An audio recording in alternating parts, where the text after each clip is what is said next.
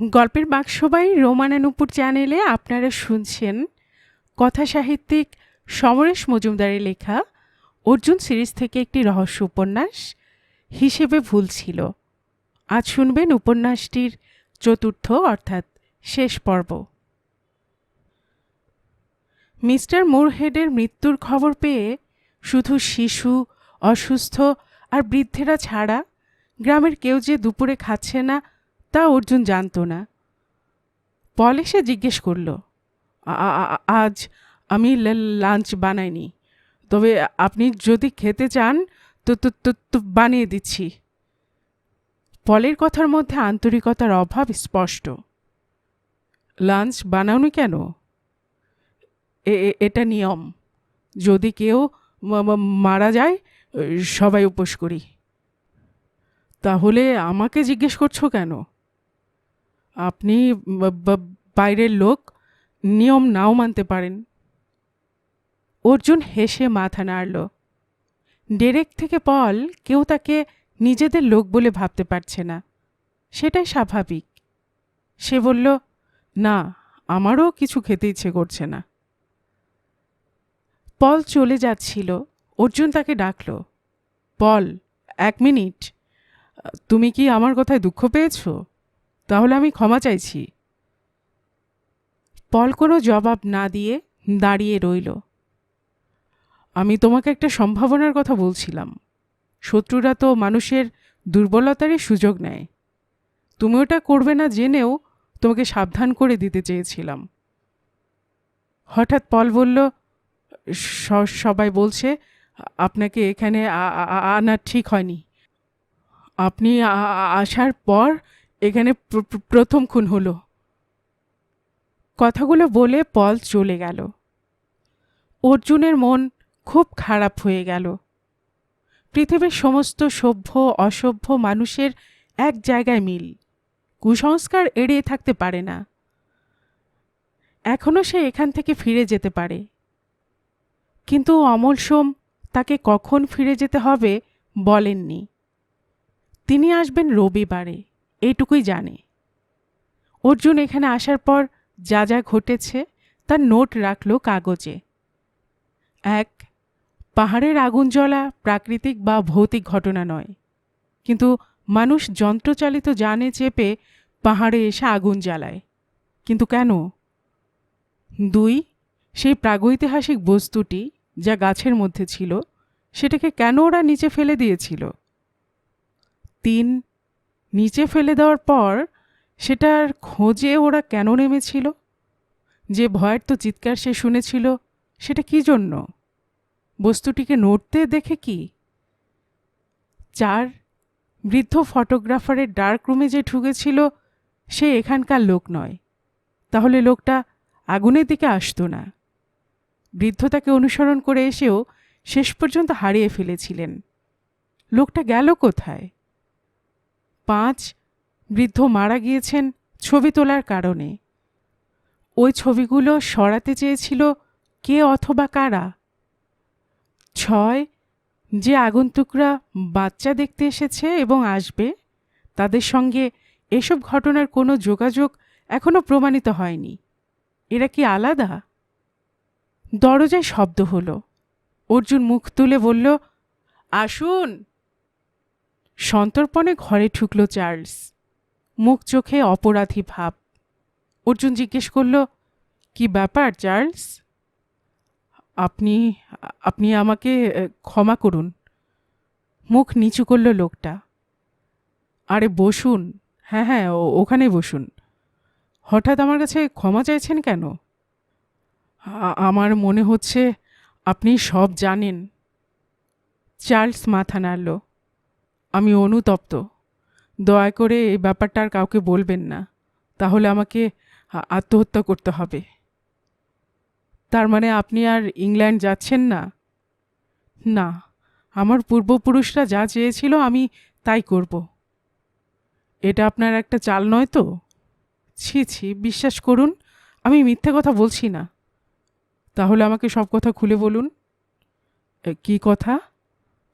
গতবার যারা এসেছিল, পাকদণ্ডি দিয়ে গিয়ে যাদের সঙ্গে আপনি কথা বলেছিলেন, সেই কথাগুলো আমাকে বলুন। কেউ যদি জানতে পারে? আপনি সত্যি কথা বললে কেউ জানতে পারবে না।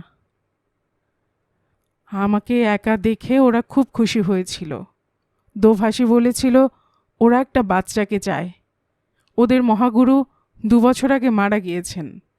মারা যাওয়ার আগে বলে গেছেন তিনি পাহাড়ের কোনো গ্রামে জন্মগ্রহণ করবেন।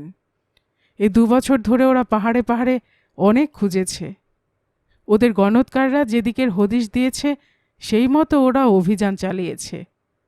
হিমালয়ের অনেক জায়গা ওরা হেলিকপ্টারে ঘুরে দেখেছে, গ্লাইডারে উড়ে পরীক্ষা করেছে।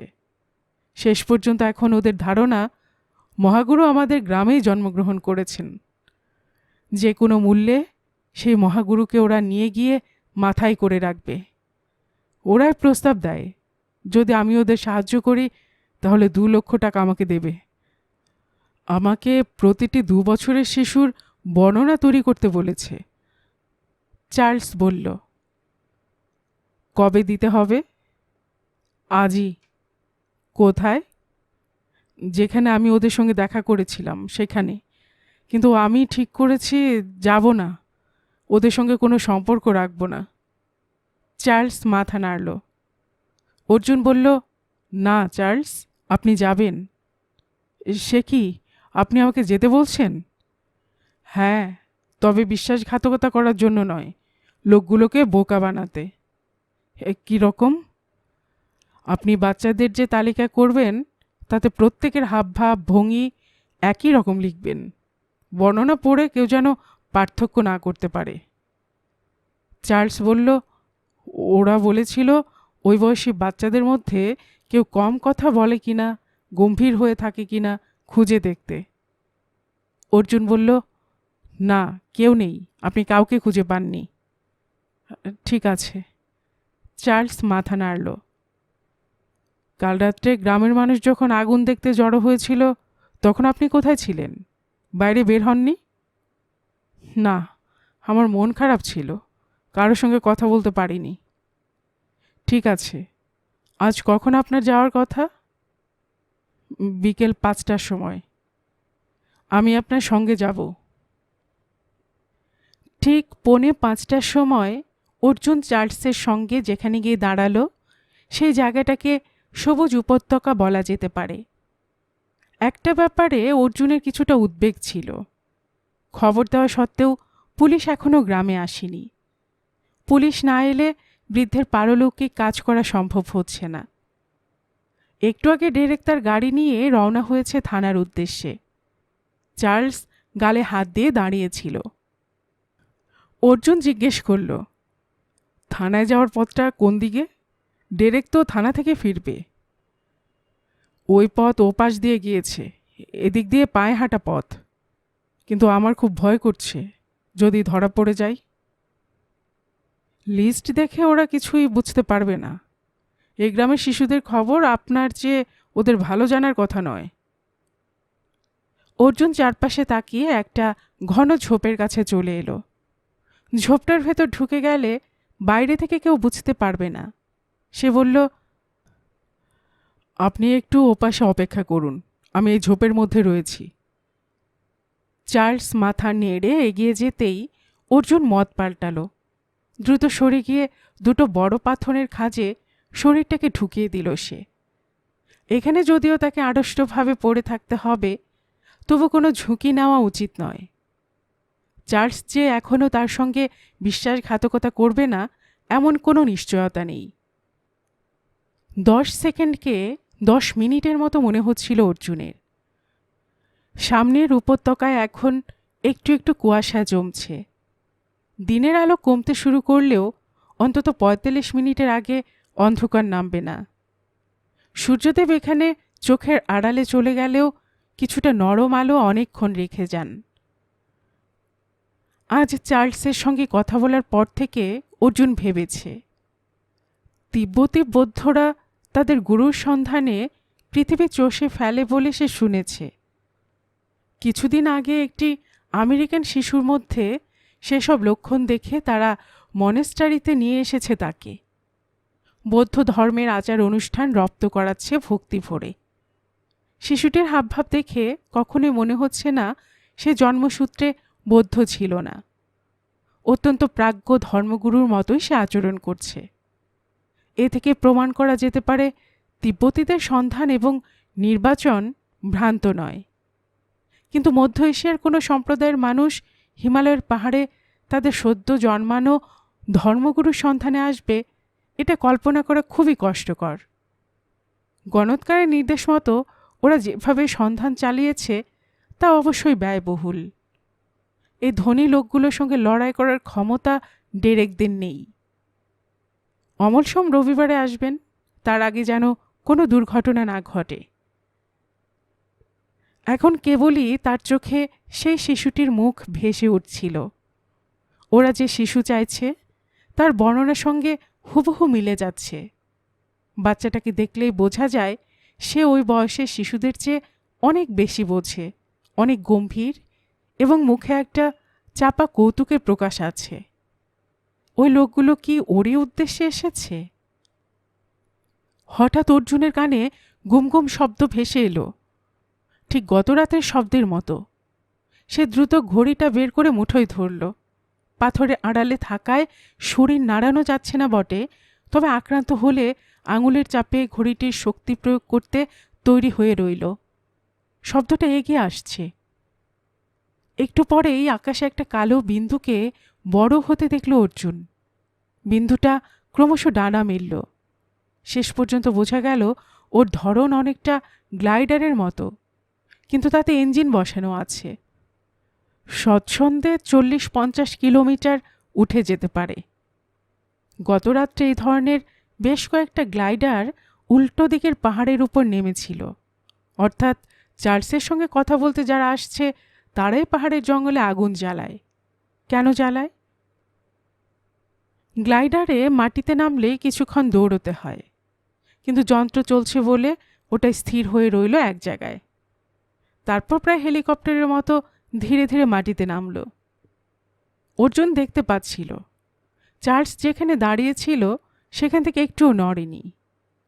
একটা লোক সবুজ রঙের সালোয়ার কুর্তা পরনে গ্লাইডার থেকে বেরিয়ে সামনে এগিয়ে এলো।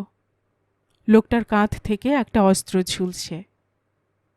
চার্লস নড়ছে না দেখে ভালো লাগলো অর্জুনের। সে যেখানে দাঁড়িয়ে আছে সেখান থেকে চার্লসের দূরত্ব খুব বেশি নয়, কিন্তু নিচু গলায় কথা বললে সে কিছুতেই শুনতে পারবে না।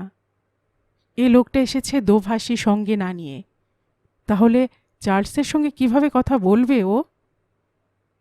লোকটা চার্লসের সামনে পৌঁছে হাত বাড়ালো। চার্লস তার পকেট থেকে একটা কাগজ বের করে সেই হাতে তুলে দিল। লোকটা কাগজে চোখ রাখল। অর্জুন দেখল দুবার লোকটা কাগজে চোখ বোলালো। তারপর ওর চোখ মুখে ক্রোধ ফুটে উঠল। কুটি কুটি করে কাগজটা ছিঁড়ে ফেলে চার্লসকে যা বলল তা অর্জুনের কানে গেলেও সে বিন্দু বিসর্গ বুঝতে পারল না। চার্লস হতভম্ব হয়ে গিয়েছে, বোকার মতো হাত কচলাচ্ছে। লোকটা ওর জামার কলার ধরে ঝাঁকিয়ে অনর্গল কিছু বলে যাচ্ছিল। তারপর এক ঝাঁকুনি দিতে চার্লস ছিটকে খানিকটা দূরে পড়ে গেল। চার্লসের মতো স্বাস্থ্যবান মানুষকে যে ওভাবে ফেলে দিতে পারে তাকে সমীহ না করে উপায় নেই।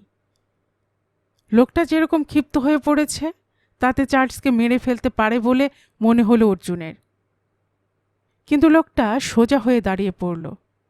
কুর্তার পকেট থেকে কিছু একটা বের করে কানে চাপল। ওটা কি সেলুলার ফোন? মন দিয়ে শুনে ওর ঠোঁট নড়ল। তারপর এগিয়ে গিয়ে চার্লসের হাতে যন্ত্রটা তুলে দিয়ে ইশারা করল শুনতে। অর্জুন দেখল চার্লস যন্ত্রটা কানে লাগিয়ে কিছু কথা শুনে জবাব দিল। 2-3 বার ওইরকম হওয়ার পর যন্ত্রটা ফেরত নিয়ে লোকটা ফিরে গেল গ্লাইডারের কাছে। তারপরেই গুমগুম শব্দ শুরু হলো। প্রায় হেলিকপ্টারের মতো ঘুরে গিয়ে গ্লাইডারটা আবার আকাশে উঠে মিলিয়ে গেল। এতক্ষণে অর্জুন নিঃসন্দেহ হলো চার্লস তার কথা রেখেছে। লোকটা যে বিশ্বাসঘাতকতা করেনি তা বোঝাই যাচ্ছে। নিজেকে টেনে হিঁচড়ে বের করে আনতেই সে চার্লসের চোখে পড়ে গেল। অর্জুন একটু অপ্রস্তুত হয়ে বলল, মনে হলো ওই ঝোপের চেয়ে এই পাথরের খাঁজে লুকোনো ভালো। যাগে, কার সঙ্গে কথা বললে? দোভাষীর সঙ্গে। সে বলল ওই শিশুদের মধ্যে গম্ভীর প্রকৃতির কেউ আছে, তাকে ওদের চাই। যদি আমি সাহায্য না করি তাহলে মিস্টার মুরহেডের সঙ্গে আমাকেও কফিনে যেতে হবে। বেশ ভয় পাওয়া গলায় বলল চার্লস। কি সাহায্য চাইল ওরা? চার্লস বলল, একটি গম্ভীর প্রকৃতির অথচ সুন্দর দেখতে শিশু নাকি আমাদের গ্রামে রয়েছে, তাকে খুঁজে বের করতেই হবে। তারপর রবিবারে ওরা গ্রামে আসবে, কিন্তু ওই লোকটা ঠিক সেই সময় আমার জন্য এখানে অপেক্ষা করবে। বাচ্চাটাকে সকলের চোখ এড়িয়ে এনে ওর হাতে তুলে দিলেই আমাকে টাকাটা দিয়ে দেবে। আমি এখন কি করব? আপনি কি বলেছেন? আমাকে তো আচ্ছা বলতেই হলো। চলুন ফিরে যাই। ফেরার পথে ওরা কথা বলছিল না। যারা বাচ্চাটাকে নিতে এখানে এসেছে তারা যে ভারতীয় নয় তাই স্পষ্ট, কিন্তু লোকগুলো নিশ্চয়ই এখান থেকে খুব বেশি দূরে ঘাঁটি গাড়েনি। হয়তো সেটা ভারতীয় এলাকা নয়। ভুটান এবং নেপাল সীমান্ত এখান থেকে মাইল 20 মধ্যে। সেসব দেশে যে কোনো পাহাড়ি জঙ্গলে জায়গায় ওরা স্বচ্ছন্দে থাকতে পারে। এই যে যন্ত্রচালিত গ্লাইডারে ওরা উড়ে আসছে তা লোকালয় থেকে সম্ভব নয়। তারা যে ভারতীয় নয় তা স্পষ্ট, কিন্তু লোকগুলো নিশ্চয় এখান থেকে খুব বেশি দূরে ঘাঁটি গাড়েনি। হয়তো সেটা ভারতীয় এলাকা নয়। ভুটান এবং নেপাল সীমান্ত এখান থেকে মাইল 20 মধ্যে। সেসব দেশের যে কোনো পাহাড়ি জঙ্গলে জায়গায় ওরা স্বচ্ছন্দে থাকতে পারে। এই যে যন্ত্রচালিত গ্লাইডারে ওরা উড়ে আসছে তা লোকালয় থেকে সম্ভব নয়। 11 জনের 10 জনকে এখন বাড়ি চলে যেতে বললে পারত অর্জুন, কিন্তু তাতে ওই বিশেষ শিশুটির মা বাবা বেশি নার্ভাস হয়ে যাবেন। তার কর্তব্য বাচ্চাটাকে রবিবার পর্যন্ত রক্ষা করা। অর্জুনের হঠাৎ মনে হলো, ওই বাচ্চার মা বাবা যদি শোনেন তাদের সন্তান একটি ধনী এবং শক্তিশালী সম্প্রদায়ের ধর্মগুরু হবে, তাহলে কি আনন্দিত হয়ে ওদের হাতে তুলে দেবেন? যদি দিতে চান তাহলে তো কোনো সমস্যাই থাকবে না, কিন্তু একথা ওদের জিজ্ঞেস করবে কি করে? গ্রামে ঢোকার সময় চার্লস জিজ্ঞেস করল, আমি কাল কি করব? ভেবে দেখছি। আপনি বলেছিলেন জঙ্গলে যাবেন। হ্যাঁ, আজ রাত্রে, এই ধরুন 8টা নাগাদ।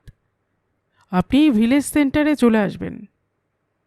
অর্জুন বৃদ্ধ ফটোগ্রাফারের বাড়ির দিকে হাঁটতে লাগলো একা। সেখানে তখন বেশ ভিড়। পুলিশের জিপ দাঁড়িয়ে আছে। 2 জন সেপাইকে নিয়ে একজন সাব ইন্সপেক্টর ডেরেকদের সঙ্গে কথা বলছিলেন।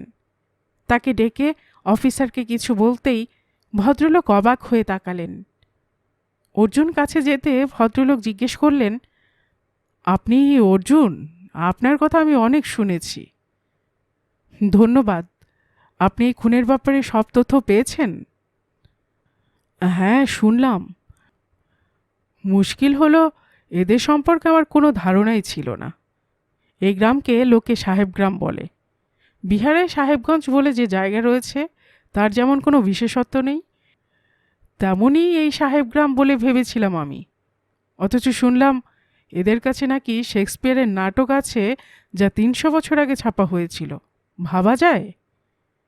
অফিসারের মুখ চোখ উজ্জ্বল হয়ে উঠল। না, ভাবা যায় না। আমি প্রথম শুনলাম। কিন্তু মিস্টার মুরহেড খুব ভালো মানুষ ছিলেন। কেউ ওকে যে খুন করতে পারে তা এরা ভাবতে পারেন না। খুনিকে বের করা দরকার। অর্জুন কথাগুলো বলতেই সবাই সমর্থন জানালো। না, ভাবা যায় না। আমি প্রথম শুনলাম। কিন্তু মিস্টার মুরহেড খুব ভালো মানুষ ছিলেন। কেউ ওকে যে খুন করতে পারে তা এরা ভাবতে পারেন না। খুনিকে বের করা দরকার। অর্জুন কথাগুলো বলতেই সবাই সমর্থন জানালো। একদিনের ব্যাপার, খুনি এখানকারই লোক, জেরা করলে বেরিয়ে যাবে। কয়েকশো মানুষকে একদিনে জেরা করা সম্ভব নয় অফিসার। তাছাড়া খুনি কেন বাইরের লোক হবে না তাও আমি বুঝতে পারছি না। অর্জুন বলল, বাইরে থেকে এসে খুন করেছে বলছেন? অসম্ভব নয়। বাইরের লোক এখানে ঢুকতে সাহস পাবে? আমি তো ঢুকেছি। আমাকে ডেকে আনা হয়েছে। আপনি? আমিও তাই। আশ্চর্য, আপনার খবর এরা পেল কি করে? খুন হওয়ার পর এত তাড়াতাড়ি আপনি চলে এলেন কি করে? অফিসার প্রশ্ন করলেন। আমি এসেছি কয়েকদিন হলো। এখানকার পাহাড়ে পাহাড়ে মাঝে মাঝে আগুন জ্বলে, কেন কেন জ্বলে সেটা জানতে এসেছি। ও এমন কিছু নয়, পাহাড়ে অনেক সময় এরকম হয়, কেউ কেউ আগুন জ্বালিয়েও দেয়। তা আপনি যখন এখানে আছেন তখন খুনিকে খুঁজে দিন না। আমরা সবাই চেষ্টা করছি, কিন্তু মিস্টার মুরহেডের দেহ কবে পাওয়া যাবে? এটাই তো মুশকিল। পোস্টমর্টেম করতে ওকে শিলিগুড়িতে পাঠাতে হবে। এখন থানায় কোনো ভ্যান নেই যে তাতে পাঠাবো। জিপে করে বডি নিয়ে যাওয়ার কোনো চান্স নেই। আমার একটাই জিপ, ওখানে কবে পোস্টমর্টেম হবে তাও বলতে পারছি না। ততদিনে বডি ডিফর্মড হয়ে যাবে। অফিসার খুব চিন্তিত গলায় বললেন, সেটা অসম্ভব ব্যাপার। এরা শ্রদ্ধার সঙ্গে ওর পারলৌকিক কাজ করতে চান। ভদ্রলোকের মাথার পেছনে একটা ক্ষতচিহ্ন দেখলাম, অর্থাৎ ওকে পেছন থেকে মাথায় আঘাত করা হয়েছে। আপনার কি তাই ধারণা? হ্যাঁ। তাহলে পোস্টমর্টেম রিপোর্টও একই কথা বলবে, সঙ্গে একটু মেডিকেল কথাবার্তা থাকবে। আর ঠিক আছে, একটু বেআইনি হয়ে যাচ্ছে অবশ্য, তবে স্থানকাল পাত্র বলে একটা কথা আছে, সেদিকটাও দেখা দরকার। আমি বডি নিয়ে যাচ্ছি না। অফিসার কথাটা বলা মাত্র জনতা উল্লসিত হয়ে উঠল। মিস্টার জোন্স অফিসারের সঙ্গে করমর্দন করলেন। যে চলে গেছে তার শরীরটাকে বিভৎস দেখতে হলো না বলে সবাই খুশি। বিকেল শেষ, সন্ধে নেমে গেছে। মিস্টার মুরহেডের পারলৌকিক কাজ আগামীকাল সম্পন্ন হবে। অফিসার জিজ্ঞেস করলেন, হত্যার মোটিভ কিছু পেয়েছেন? অর্জুন বলল, ভদ্রলোক ফটোগ্রাফার ছিলেন, ছবি তুলে বেড়ানোই ওর শখ ছিল। সেটা করতে গিয়ে নিশ্চয়ই এমন কোনো ছবি তুলে ফেলেছেন যা এতটাই পছন্দ করেনি। ইন্টারেস্টিং গল্পের মতো মনে হচ্ছে। আপনারা যেখানে যান সেখানেই তো গল্প থাকে। তা অবশ্য। অফিসার হাসলেন, তারপরে গলা নামালেন। আপনার যদি কাউকে সন্দেহ হয়ে থাকে তাহলে বলুন, এখনই অ্যারেস্ট করে নিয়ে যাচ্ছি। তাহলে আমাকে অ্যারেস্ট করতে বলতে হয়? তার মানে? আমি নিঃসন্দেহ কাজটা গ্রামের কেউ করেনি। এদের জীবন এত জটিল নয় যে একটা ফটোগ্রাফকে ভয় করবে এবং তার জন্য একটি শান্ত বৃদ্ধকে খুন করবে। কাজটা যে করেছে সে বাইরের লোক। অর্জুন বলল, বাইরের লোক এখানে এলে কেউ জানবে না? রাত্রে আসতে পারে। তাছাড়া অফিসার, আপনি কি জানেন গ্লাইডারে চেপে আকাশে কিছু মানুষ এই এলাকায় ওড়াউড়ি করে? গ্লাইডার? তাই নাকি? ও হ্যাঁ, আমার কাছে খবর এসেছিল খুব বড় চেহারার পাখিকে নাকি আকাশে উঠতে দেখা গিয়েছে। আমি পাত্তা দেইনি। এসব পাহাড়ের লোকগুলো তিলকে তাল বানিয়ে দেয়। আপনি যখন বলছেন গ্লাইডার, তখন মনে হচ্ছে ওরা মিথ্যে বলেনি।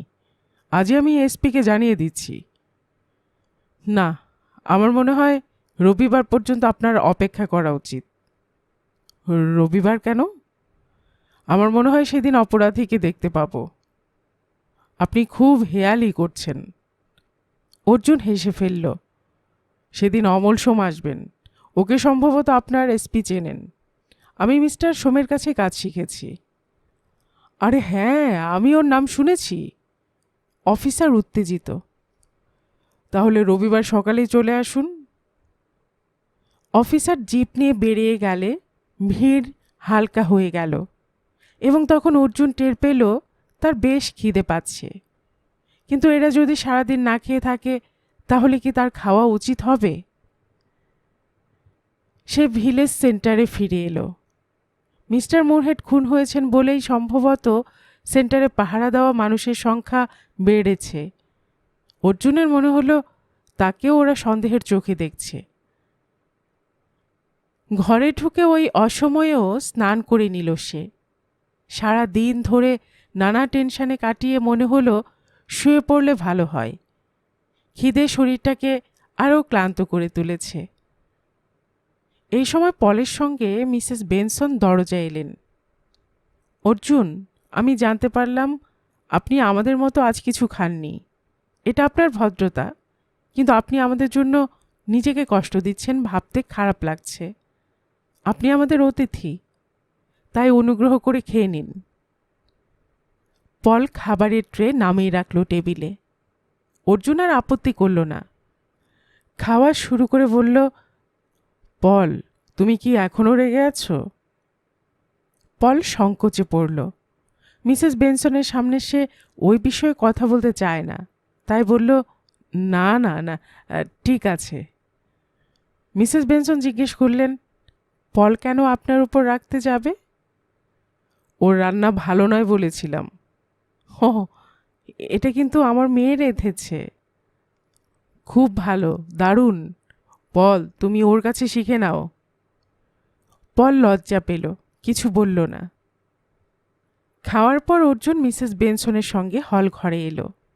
এখন রাত নেমে গেছে বলেই বেশিরভাগ বাচ্চা চুপচাপ। কোনো কোনো মা ঘুম পাড়া নিয়ে গান গাইছেন। অর্জুন দেখল সেই শিশুটি মায়ের পাশে বসে তাকে দেখছে। অর্জুন জিজ্ঞেস করল, মিসেস বেনসন, ওই বাচ্চাটি অত গম্ভীর কেন? মহিলা বললেন, ও একটু ওই রকম। ওর ঠাকুরদা খুব ধার্মিক মানুষ ছিলেন, গ্রামের প্রত্যেকের জন্য প্রার্থনা করতেন। ওর বাবাও ঠাকুরদার স্বভাব কিছুটা পেয়েছে। বিয়ের পর বেশ কিছুদিন ওদের সন্তান হয়নি। শেষ পর্যন্ত ওরা 3 দিন ধরে চার্চে গিয়ে ধর্ণা দেয়। ওই 3 দিন ওদের জল পর্যন্ত খাওয়ানো যায়নি। তৃতীয় রাত্রে ওরা দুজনে একই স্বপ্ন দেখে। স্বপ্নে মাদার নাকি তাদের আশীর্বাদ করছেন। তখন ওরা বাড়িতে ফিরে যায়। আশ্চর্যের ব্যাপার হলো, তার ঠিক 9 মাস পরে ওই বাচ্চাটি পৃথিবীতে আসে। বাচ্চাটি জন্মানোর পর কোনো অলৌকিক কাণ্ড করেছে? না তো, সব কিছুই স্বাভাবিক, শুধু বড় বেশি চুপচাপ। কেন বলুন তো? আমার সন্দেহ হচ্ছে যারা রবিবার আসবে তারা ওর জন্যই আসছে। মাই গড! আচ্ছা, ধরুন কোনো সম্প্রদায় যদি ওকে তাদের ধর্মগুরু করে নিয়ে যেতে চায়, তাহলে কি ওর মা রাজি হবে? কখনো না। ঈশ্বরের আশীর্বাদে যার জন্ম, তাকে আমরা ত্যাগ করব না। ঠিক আছে, আপনাকে অনুরোধ, এই কথাগুলো ওর মাকে জানাবেন না। আপনি কি করে জানলেন ওকে ওরা চায়? আমার অনুমান, এখানে একমাত্র ওরই বিশেষত্ব আছে। বিশেষত্ব আছে বলেই চাহিদা তৈরি হয়েছে। আচ্ছা, আমি একটু ঘোরাঘুরি করে আসি। অর্জুন হাসল। মিসেস বেনসন বললেন, আচ্ছা, কিন্তু সাবধানে থাকবেন। পাহাড়ে উঠতে উঠতে চার্লস জিজ্ঞেস করল, এই অন্ধকারে আমরা কেন যাচ্ছি? যদিও আজ আকাশে মেঘ না থাকায় এবং দেরিতে চাঁদ উঠলেও পথ দেখা যাচ্ছিল। অর্জুন বলল, যে প্রাণীটি ওই শক্ত খোল ভেঙে বেরিয়ে পড়েছে তাকে দেখতে চাই। আশ্চর্য, তাকে কোথায় এই বিশাল জঙ্গলে খুঁজে পাবেন? চার্লস দাঁড়িয়ে গেল। আজ আর কাল তবু একটা সুযোগ থাকবে। মনে হয় ও বেশি দূরে যেতে সাহস পাবে না। দেখাই যাক না। অর্জুন হাঁটতে হাঁটতে কথা বলছিল। চার্লস আবার দৌড়ে সঙ্গ ধরল। কিন্তু আমার কাছে কোনো অস্ত্র নেই। যদি আক্রান্ত হই তাহলে নির্ঘাত মরে যেতে হবে। ওর পায়ের চিহ্ন যেরকম, তাতে আক্রমণ নাও করতে পারে। সবে একদিনের শিশু। শিশুর ওই রকম পায়ের দাগ? ওরা ক্রমশ পাহাড়ের ওপরে উঠে এলো। জঙ্গল এখান থেকে ঘন হয়েছে। এখন অন্ধকার একটু গাঢ় হওয়ায় সাবধানে পা ফেলতে হচ্ছে। পোড়া জায়গাটার কাছে এসে ওরা চুপচাপ দাঁড়িয়ে রইল কিছুক্ষণ। চার্লস ফিসফিস করে জিজ্ঞেস করল, আমরা নিশ্চয়ই নিচে নামছি না? অর্জুন বলল, নামছি। দড়িটা ওই জন্যই তখন খুলে নিয়ে যায়নি। নিচে নামতে এবার তেমন অসুবিধে হলো না। এখানে অন্ধকার বেশ ঘন। ঘড়িটা বের করে অর্জুনের মনে হলো চার্লস সেটের কাণ্ডকারখানা দেখে অবাক হবে, কিন্তু কিছু করার নেই। সঙ্গে টর্চ আনা উচিত ছিল। আলোর রেখা ডালপালা কেটে পথ করে দিচ্ছে। চার্লস অবাক গলায় জিজ্ঞেস করল, এটা কি হচ্ছে? এটা অদ্ভুত অস্ত্র, আমার পেছন পেছন আসুন। ও অদ্ভুত? অদ্ভুত, আচ্ছা আপনি কেন আমাকে সঙ্গে আনলেন? ডেরেককে বললে তো। ডেরেক বিশ্বাসঘাতকতার পথে যায়নি। আপনি যা করেছেন তার জন্য কিছু না কিছু শাস্তি তো পেতেই হবে। ওরা সেই শক্ত বস্তুটির কাছে পৌঁছতেই শেয়াল জাতীয় দুটি প্রাণী দৌড়ে সরে গেল। অর্জুন ঘড়ির বোতাম টিপে আলোর রেখা নিভিয়ে দিল। একটু পরেই জঙ্গলে নিজস্ব শব্দ শুরু হয়ে গেল। চার্লস বলল, এত বড় জঙ্গলের কোথায় আছে আপনি জানবেন কি করে? অর্জুন জবাব দিল না। কেউ কেউ বিশ্বাস করবে কোন আদিম প্রাণীর শরীর থেকে বেরিয়ে আসা ডিম হাজার হাজার বছর ধরে ফসিল হয়ে থাকার পর তার ভ্রূণ আবার প্রাণ ফিরে পেয়ে এই জঙ্গলে ঘুরে বেড়াচ্ছে।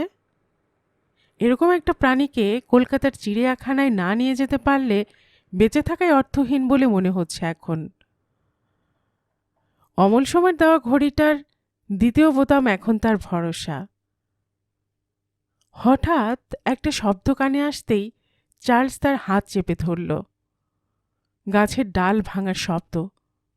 শব্দ লক্ষ্য করে অর্জুন এগিয়ে যেতেই মাথার উপর গুমগুম আওয়াজ শুরু হলো। সেটা থেমে যাওয়া মাত্র অর্জুন চার্লসকে বলল, এবার আমাদের লুকোতে হবে। চারপাশে তো অন্ধকার, চেষ্টা করলেও তো দেখতে পাবো না। চার্লস বলল, কিন্তু ওই শব্দটা আমি শুনেছি। ও হ্যাঁ, আজ বিকেলেই তো।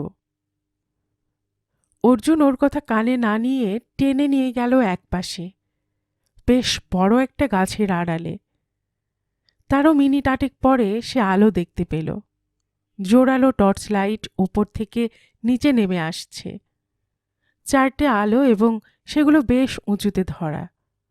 তারপরে বুঝতে পারল হাতে নয়, কয়লা খনির কর্মীদের মতো হেলমেটে আলোগুলো আটকানো, যাতে হাত খালি থাকে। বেশ খানিকটা খোঁজাখুঁজির পর ওরা সেই কঠিন বস্তুটির কাছে পৌঁছে গেল। এখান থেকে ওদের কথা বোঝা যাচ্ছে না এবং কাউকেই স্পষ্ট দেখা যাচ্ছে না, তবে লোকগুলো যে হতাশ হয়েছে বোঝা যাচ্ছিল। ওই সময় ওরাও ডাল ভাঙার শব্দ শুনতে পেল। সঙ্গে সঙ্গে চারজন সতর্ক হয়ে একটু আগে অর্জুন যে পথে এগোচ্ছিল সেই পথ ধরল। ওরা চোখের আড়ালে চলে যেতেই অর্জুন বলল, এই অন্ধকারে অনুসরণ করে লাভ নেই। অন্ধকারে হোঁচট খেতে হবে, নয় সাপের কামড়ে প্রাণ যাবে। বরং ওদের ফিরতে হবে এই পথেই, এখানে অপেক্ষা করাই ভালো। হঠাৎ গুলির শব্দ শোনা গেল, পরপর বেশ কয়েকটা একটানা। তারপরেই দেখা গেল জঙ্গল ভেঙে চারজন পড়ি মরি করে ছুটে আসছে, আর তার পেছনে জঙ্গল ভাঙতে ভাঙতে প্রায় ঝড়ের আওয়াজ এদিকে এগিয়ে আসছে। লোকগুলো চোখের আড়ালে চলে যাওয়া মাত্র অর্জুনের মনে হলো প্রায় হাতির মতো আকারের এক অন্ধকার এগিয়ে আসছে। জন্তুটার মুখ, চোখ, শরীর কিছুই দেখা যাচ্ছে না। একটা উঁচু ঢিবির মতো কিছু দুলতে দুলতে আসছে। সে ঘড়িটা তুলে দ্বিতীয় বোতাম টিপল। হঠাৎ প্রাণীটি দাঁড়িয়ে পড়ল। তারপর ওটাকে নিচু হয়ে যেতে দেখল অর্জুন। 1 মিনিট সময় চলে গেল, তবু নড়ছে না। অমলসম বলেছিলেন হাতির মতো প্রাণীকেও ওই বোতাম টিপে অবশ করে ফেলা যায়, কিন্তু কতক্ষণ যায় তা বলেননি। বাঁদিকে আলো দেখা গেল। যারা দৌড়ে পালিয়েছিল তারা আবার ফিরে আসছে প্রাণীটির সাড়া শব্দ না পেয়ে। দূর থেকে টর্চের আলো পড়ল প্রাণীটির শরীরে। অর্জুন দেখল বেচারা তার বিশাল চেহারা সত্ত্বেও পাশ ফিরে শুয়ে রয়েছে। লোকগুলো দৌড়ে চলে এলো কাছে। সম্ভবত ওরা ভেবেছে ওদের গুলিতে প্রাণীটি মারা পড়েছে। তার পরের 8 ঘন্টা প্রচণ্ড ব্যস্ততায় কাটালো ওরা। উপর থেকে নিচে কয়েকবার আসা যাওয়া করে প্রাণীটিকে বেঁধে ফেলল ওরা। তারপরে হুস হুস শব্দ শুরু হলো। অর্জুন বুঝল গ্লাইডার বা কপ্টারের সঙ্গে দড়ি বেঁধে এটাকে উপরে নিয়ে যাওয়ার চেষ্টা হচ্ছে, কিন্তু প্রাণীটি এত ভারী যে একে সহজে তুলতে পারছে না যন্ত্র। অর্জুন নিঃশব্দে চার্লসকে নিয়ে দ্বিতীয় পথটা ধরে উপরে উঠে আসতে লাগল। একেবারে শেষ ধাপে পৌঁছে দেখতে পেল গ্লাইডারের চেয়ে বড় একটা আকাশযানে দড়ি ওপরে টানছে। নিচে দাঁড়িয়ে একজন নির্দেশ দিচ্ছে, অর্থাৎ এখানে মাত্র দুজন মানুষ রয়েছে। ওরা আড়াল রেখে উঠে এলো। প্রায় আধ ঘন্টার চেষ্টায় প্রাণীটিকে উপরে তুলল যন্ত্র।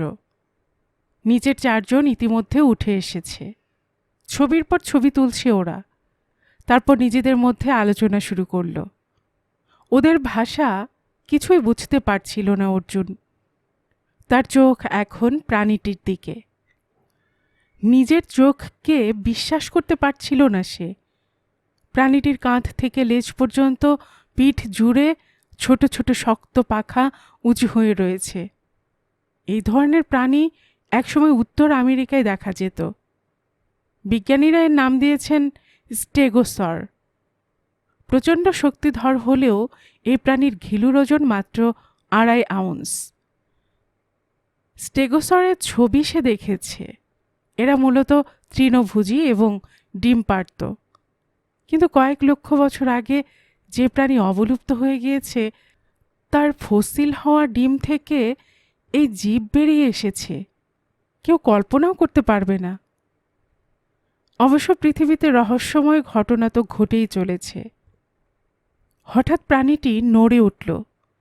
আলোচনায় ব্যস্ত থাকা লোকগুলো প্রথমে দেখেনি। অর্জুন দেখল এবার প্রাণীটি কাত হয়ে উঠে বসতে চেষ্টা করছে। এই সময় লোকগুলো চেঁচিয়ে উঠল। দ্বিতীয় বোতামটা টিপতে গিয়েও থেমে গেল অর্জুন। দেখাই যাক না। লোকগুলোর চিৎকারে ঘাবড়ে গিয়ে লেজ নাড়ল প্রাণীটি। সঙ্গে পাশে দাঁড় করানো যন্ত্রটি দুমড়ে ভেঙে পড়ল ওর উপর। লোকগুলো মরিয়া হয়ে গুলি চালাতে লাগল, কিন্তু কোনো গুলি প্রাণীটির চামড়া ভেদ করতে পারছে না। তার বদলে কপ্টারের ট্যাঙ্কে আগুন ধরে গেল। সেই জ্বলন্ত পেট্রোল প্রাণীটির শরীরে পড়া মাত্র বীভৎস ঘটনা ঘটল। জ্বলন্ত প্রাণীটি ঝাঁপিয়ে পড়ল লোকগুলোর উপর। একজন প্রাণ ভয়ে পালিয়ে আসছিল এদিকে। অর্জুন তাকে আঘাত করতে সে মাটিতে পড়ে গেল, আর তৎক্ষণাৎ চার্লস হাত চালিয়ে তাকে অজ্ঞান করে ফেলল। কিছু করার ছিল না। চোখের সামনে প্রাণীটি সৎকার হয়ে গেল। যাওয়ার আগে সে অবশ্য 4-5 শত্রুকে মেরে ফেলতে সক্ষম হয়েছিল। পরে অর্জুন শুধুই আক্ষেপ করেছে এই প্রাণীটিকে বাঁচাতে পারেনি বলে। দ্বিতীয়বার বোতাম টিপে অজ্ঞান করে দিলে হয়তো সেই সুযোগ পাওয়া যেত। 5টি মৃতদেহের পাশে একটা ঝলসানো মাংসের স্তূপ পড়ে আছে, যা হয়তো বৈজ্ঞানিকদের সাহায্য করবে। সাধারণ মানুষ বঞ্চিত হবে। লোকটিকে বয়ে নিয়ে এলো ওরা। জ্ঞান হওয়ার পরও ওর পক্ষে হাঁটা সম্ভব ছিল না। তখন গ্রামের মানুষ ঘুমিয়ে পড়েছে। ভিলেজ সেন্টারে নিয়ে এসে মিস্টার জোন্সকে খবর দিল অর্জুন। সেই রাতে ভিড় জমে গেল সেন্টারের সামনে। পাহাড়ে যারা আগুন জ্বালে তাদের একজনকে ধরা গেছে। দেখার কৌতূহল প্রত্যেকের। অনেক কষ্টে সবাইকে ফিরিয়ে দেওয়া সম্ভব হলো। অর্জুন ডেরেককে বলল তাদের ডাক্তারের কাছ থেকে সেই পুড়িয়ে এনে লোকটাকে খাওয়াতে। ওকে একটা ঘরে বন্দি করে রাখা হলো। পরদিন সকালে লোকটাকে একটু সুস্থ মনে হলো। প্রথমে লোকটা এমন ভান করছিল যাতে মনে হচ্ছিল সে ভাষা বুঝতে পারছে না, কিন্তু অর্জুন ওকে চিনতে পেরেছিল। সেই লোকটাই বিকেলে গ্লাইডারে উড়ে এসে চার্লসের সঙ্গে কথা বলেছে। ইশারায় কথা বললেও চার্লসের লেখা পড়েছে।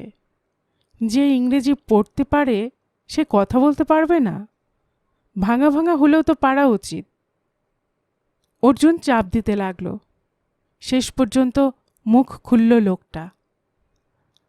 আমরা আছি এখান থেকে 30 মাইল দূরে ভুটানে জঙ্গলে। আমাদের ধর্মগুরু মারা যাওয়ার পর শয়তানের অভিশাপ নেমে আসছিল। ধর্মগুরু বলেছিলেন তার পুনর্জন্ম হবে ভারতবর্ষে, কিন্তু ভারতীয়দের মধ্যে নয়। আমাদের গণৎকাররা বলেছিল ধর্মগুরু সেই জায়গায় জন্মেছেন যেখানে এখন পৃথিবীর আদিম প্রাণীর অস্তিত্ব আছে। আমরা অনেক খুঁজেছি গত 2 বছর ধরে। শেষ পর্যন্ত ওই পাহাড়ে আমরা অভিযান চালাই। আমরা একটা জায়গায় আগুন জ্বালিয়ে দিয়ে চারপাশ খুঁজতাম। এই গ্রামের অস্তিত্ব জানার পর আমরা নিঃসন্দেহ হই ঠিক জায়গায় এসেছি। কদিন আগে হঠাৎই একটা আদিম গাছের ভেতর ডিমটাকে আবিষ্কার করি। এটাকে তুলে নিয়ে যাওয়ার সময় অসাবধানে নিচে পড়ে যায়, কিন্তু এত তাড়াতাড়ি ওটা থেকে বাচ্চা বেরিয়ে সেটা এত বড় হয়ে যাবে কেউ কল্পনা করিনি। লোকটা কাতর গলায় বলল, এখন আপনার কি চাই? এই গ্রামে আমাদের ধর্মগুরু আছেন, তাকে সসম্মানে নিয়ে যেতে চাই। আপনি যাকে ধর্মগুরু বলছেন সে 2 বছরের শিশু। তার কোনো চৈতন্য হয়নি। সে তার মাকে এবং মা তাকে ছেড়ে কি করে থাকবে? কোনো মা কি সন্তানকে ছেড়ে থাকতে পারে? ছেড়ে দেয়? আমরা ওর মাকেও নিয়ে যেতে পারি যদি যেতে চান। আপনারা পাগলামি করছেন। মৃত্যুর সঙ্গে সঙ্গে মানুষের অস্তিত্ব লোপ পেয়ে যায়, তখন তার স্মৃতি পড়ে থাকে। না, আমরা বিশ্বাস করি তিনি আবার জন্মেছেন। কিছু প্রমাণ আছে? আছে। সেই শিশুর 2 ভুরু জোড়া হবে এবং ডান হাতে রেখা থাকবে না। অর্জুন কথা না বাড়িয়ে উপরে চলে এলো।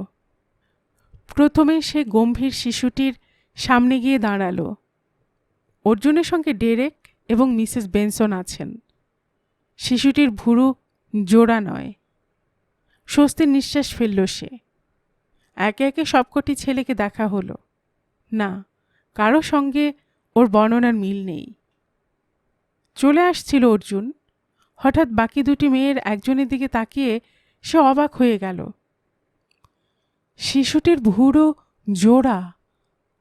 কাছে গিয়ে ওর ডান হাত তুলে মুঠো খুলতেই দেখতে পেল হাতে কোনো রেখা নেই। মিসেস বেনসন আর্তনাদ করে উঠলেন। সেই বাচ্চার মা 2 হাতে জড়িয়ে ধরলেন তার সন্তানকে। অর্জুন তাকে বলল, ভয় পাবেন না, ভয় পাওয়ার মতো কিছু হয়নি।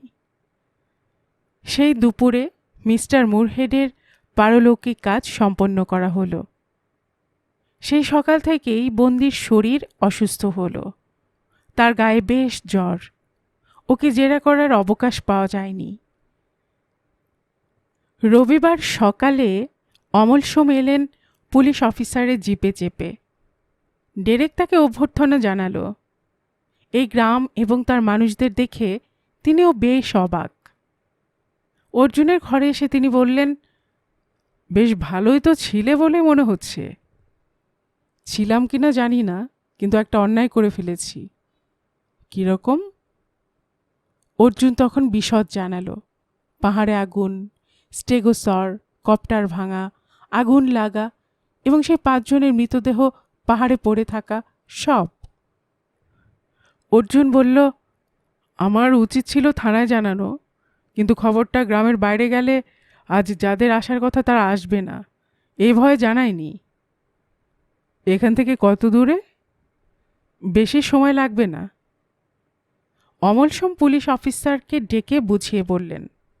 অফিসার সঙ্গে সঙ্গে কয়েকজন সেপাইকে পাঠিয়ে দিলেন স্পটে। চার্লস তোদের পথ দেখালো। শিশু রহস্য শোনার পর অমলসোম বললেন, ডেরেকের কাকার হত্যাকারী কে? ওই বিদেশিদের কেউ হবে। হতে পারে, নাও হতে পারে। ওই ভদ্রলোক ছবি তুলতেন। সেই ছবিতে নিজেকে দেখতে চান না এমন লোক বিদেশিরা হবে কেন? তারা তো তোয়াক্কাই করবে না। যে করবে সে এখানকার লোক। অমলসোম বললেন, ডেরেক, তুমি রটিয়ে দাও। যেসব ছবি তুমি আমার কাছে নিয়ে গিয়েছিলে তা আমি সঙ্গে এনেছি। ডেরেক মাথা নেড়ে চলে গেল। অর্জুন জিজ্ঞেস করল, তাহলে চার্লসকে সন্দেহ করতে হয়? কেউ সন্দেহের ঊর্ধ্বে নয়, এমনকি ডেরেকও। এই ব্রিফকেসটা তোমার টেবিলে রাখো। দাঁড়াও, অ্যালার্মটা সেট করে দিই। অমলসম ব্রিফকেসের বোতাম টিপে অর্জুনকে দিলেন। সেটা টেবিলে রেখে দিল অর্জুন। বেলা 12টায় দুজন লোক এবং দোভাষী গ্রামে এলো। মিস্টার জোন্স তাদের নিয়ে এলেন ভিলেজ সেন্টারের সামনে। জনতা ভিড় করে দাঁড়িয়েছিল চারপাশে। অর্জুন এবং অমলসম পুলিশ অফিসারকে নিয়ে ভিড়ের আড়ালে দাঁড়িয়েছিলেন। দোভাষী বিনীত গলায় বলল, আপনাদের বিরক্ত করার জন্য দুঃখিত। আপনারা আমাদের প্রস্তাব কি বিবেচনা করেছেন? মিস্টার জোন্স বললেন, সেটা সম্ভব নয়। দোভাষী বলল, আমাদের ধর্মগুরু আপনাদের এখানে যাচ্ছেন সে ব্যাপারে আমরা নিঃসন্দেহ। তাকে নিয়ে যাওয়া আমাদের পবিত্র কর্তব্য। মিস্টার জোন্স বললেন, এখানে কোনো ধর্মগুরু নেই। ডেরেক বলল, আপনারা যদি শিশুদের দেখে সন্তুষ্ট হতে চান তাহলে তাদের নিয়ে আসছি। দয়া করে আনুন। 9টি শিশুকে নিয়ে আসা হলো। আগন্তুকরা গভীর আগ্রহে তাদের পর্যবেক্ষণ করল। ক্রমশ হতাশা ফুটে উঠল তাদের মুখে। নিজেদের মধ্যে আলোচনা শুরু করল তারা। এবার অমলসম এগিয়ে গেলেন। আপনাদের সমাজে নারীর স্থান কীরকম? তারা কি ধর্মাচরণ করে? দোভাষী বলল, ধর্মের অনুশাসন তাদের মানতে হয়, কিন্তু তাদের উপর দায়িত্ব সংসার দেখাশোনা করা। কোনো ধর্মীয় ব্যাখ্যা বা ধর্মানুষ্ঠান পরিচালনা করার দায়িত্ব তাদের দেওয়া নিষেধ। অমলসম বললেন, তাহলে তো আপনাদের ফিরে যেতে হয়। দোভাষী বলল, এই 9 জনই ওই বয়সের শিশু এই গ্রামে আছে? আর কেউ নেই তো? সন্দেহের কারণ, আমাদের গণৎকাররা ভুল করেন না। আছে, তারা মেয়ে। দেখবেন? না, মেয়ে হয়ে আমাদের ধর্মগুরু জন্মাতে পারেন না, তাকে কেউ মেনে নেবে না। এই সময় চার্লস সেপাইদের নিয়ে ফিরে এলো। পাহাড়ের অনেকটা খুঁজে ওরা কোনো মৃতদেহ পায়নি, এমনকি সে প্রাণীটির শরীরের কোনো অবশিষ্ট নেই। অবশ্য কপ্টারে ধ্বংসাবশেষ পড়ে আছে সেখানে। 5টি মৃতদেহ উধাও হয়ে গিয়েছে। পুলিশ অফিসার বললেন, বাঁচা গেল। দোভাষী বলল, আপনারা যাদের মৃতদেহ খুঁজছেন তারা কারা? অমলসম বললেন, পাহাড়ে আগুন জ্বালিয়ে ভয় দেখাচ্ছিল কিছু বিদেশি। তারাই ওখানে এক দুর্ঘটনায় মারা গিয়েছে। দুর্ঘটনা ঘটেছিল? হ্যাঁ, বোধহয় কপ্টারে আগুন ধরে গিয়েছিল। আপনারা ভুল করছেন, কেউ আপনাদের ভয় দেখাতে চায়নি। পাহাড়ে আগুন জ্বেলে ওরা সম্ভবত কোনো আদিম প্রাণী খুঁজছিল। আমাদের গণৎকাররা তাই বলেছেন। সেই প্রাণীকে ওরা খুঁজে পেয়েছিল, কিন্তু 5 জন নয়, 6 জনের ওখানে থাকার কথা। এবার ডেরেক বন্দিকে বের করে নিয়ে এলো। সে এখনও পুরো সুস্থ নয়। তাকে দেখে ওরা ছুটে গেল, নিজেদের ভাষায় কথা বলতে লাগলো। দোভাষী বলল, আমরা নিঃসন্দেহ শিশুটি এখানে আছে। আছে? অমলসম বললেন। তার নির্দেশে শিশু কন্যাকে নিয়ে আসা হলো। তার ভুরু এবং হাতের রেখা দেখে ওরা 2 হাতে চোখ ঢেকে ফেলল। বারংবার মাথা নেড়ে কাঁদতে শুরু করল। অমলসম বললেন, এই মেয়েকে কি আপনারা চান? ওরা মাথা নাড়ল। ওরা ফিরে যাচ্ছিল, কিন্তু অফিসার ওদের আটকালেন। আপনাদের আমার সঙ্গে থানায় যেতে হবে। দোভাষী জিজ্ঞেস করল, কেন? অনেক অভিযোগ। ভারত সীমান্তে বেআইনি আকাশযান ব্যবহার করা, বন্যপ্রাণী হত্যা, এদের ভয় দেখানো। ওখানে গিয়ে সেসব শুনবেন। অফিসারের ইঙ্গিতে সেপাইরা ওদের হাতকড়া পরিয়ে দেওয়া মাত্র সেন্টারের ভেতর থেকে অ্যালার্ম বাজার আওয়াজ ভেসে এলো। অর্জুন দৌড়ে ভেতরে যেতেই ওপর থেকে এডকে নেমে আসতে দেখল ভয়ার্ত মুখে। সে চিৎকার করে বলল, মিস্টার এড, আপনি? এড ধরা পড়ল। চাপের মুখে এড স্বীকার করল। চার্লসের কথা শুনে তার মনে লোভ জেগেছিল, কিন্তু চার্লসের সঙ্গী হয়ে নয়, আলাদা আগন্তুকদের সঙ্গে যোগাযোগ করে টাকাটা পেতে চেয়েছিল সে। তার সন্দেহ হয়েছিল পাহাড়ে আগুন জ্বলার সঙ্গে আগন্তুকদের সম্পর্ক আছে। সে সাহস করে ওই রকম আগুন জ্বলার সময় পাহাড়ে গিয়েছিল। আর তখনই বৃদ্ধ ফটোগ্রাফার ছবি তোলেন। তার ভয় হচ্ছিল তাকে পেলে কথা উঠবে, তাই সে প্রথমবার নেগেটিভ এবং ছবি চুরি করে, কিন্তু তাতে তার ছবি ছিল না। সে দ্বিতীয়বার ভালো করে দেখতে বৃদ্ধের ডার্ক রুমে ঢুকলে বৃদ্ধ জেগে ওঠেন। সে পালায়। বৃদ্ধ তাকে অনুসরণ করেন। সে আগুনের দিকে এগিয়ে গিয়ে গা ঢাকা দেয়। তখন বৃদ্ধ পেছন থেকে তার কিছু ছবি তুলেছিলেন। ওই কারণে নিজেকে বাঁচাতে সে সবাই চলে গেলে বৃদ্ধের সঙ্গে দেখা করে এবং তাকে খুন করতে বাধ্য হয়। ফিল্ম নিয়ে সে জানলা দিয়ে লাফিয়ে পড়ে। আজ যখন শোনে গোয়েন্দার ব্রিফকেসে বৃদ্ধের তোলা ছবি আছে, তার প্রমাণ লোপ করার জন্য সে ফাঁদে পা দিয়ে ফেলেছে। অর্জুন এডের জুতো পরীক্ষা করল। জানলার নিচের ছাপের সঙ্গে কোনো পার্থক্য নেই। আততায়ী এবং আগন্তুকদের নিয়ে অফিসার নেমে গেলেন তার গাড়িতে। মিস্টার জোন্স একটা প্যাকেট এগিয়ে দিলেন অমল সোমের হাতে। অমল সোম জিজ্ঞেস করলেন, কি ব্যাপার? সামান্য সম্মান দক্ষিণা। অমল সোম মাথা নাড়লেন। এটা এখানকার বাচ্চাদের জন্য খরচ করবেন। এই গ্রামে এসে যে অভিজ্ঞতা আমাদের হয়েছে তার মূল্য টাকার চেয়ে অনেক বেশি। সবার কাছ থেকে বিদায় নিয়ে ডেরেকের গাড়ি করে ওরা ফিরছিলেন। হঠাৎ খেয়াল হতে অমল সোম জিজ্ঞেস করলেন, আমার ঘড়িটা কোথায়? অর্জুন তাড়াতাড়ি পকেট থেকে বের করে দিয়ে বলল, এটা খুব উপকার করেছে। অমল সোম সেটা দেখতে দেখতে বললেন, কভার দেখছি না, সেটা কই? অর্জুন ঠোঁট কামড়ালো। ওটা জঙ্গলে কখন পড়ে গিয়েছে খুঁজে পায়নি। এই নিয়ে দুবার হারালো। তার মানে? প্রথমবার আমি হারিয়েছিলাম, কিছুতেই সতর্ক হতে শিখলাম না আমিও। অর্জুন নিচু গলায় বলল। গল্পের বাক্সবায়ী রৌমানানুপুর চ্যানেলে এতক্ষণ আপনারা শুনছিলেন সমরেশ মজুমদারের লেখা অর্জুন সিরিজ থেকে একটি গোয়েন্দা উপন্যাস। হিসেবে ভুল ছিল এর চতুর্থ অর্থাৎ শেষ পর্ব। আর এতক্ষণ গল্প পড়ে শোনাচ্ছিলাম আমি রৌমানানুপুর।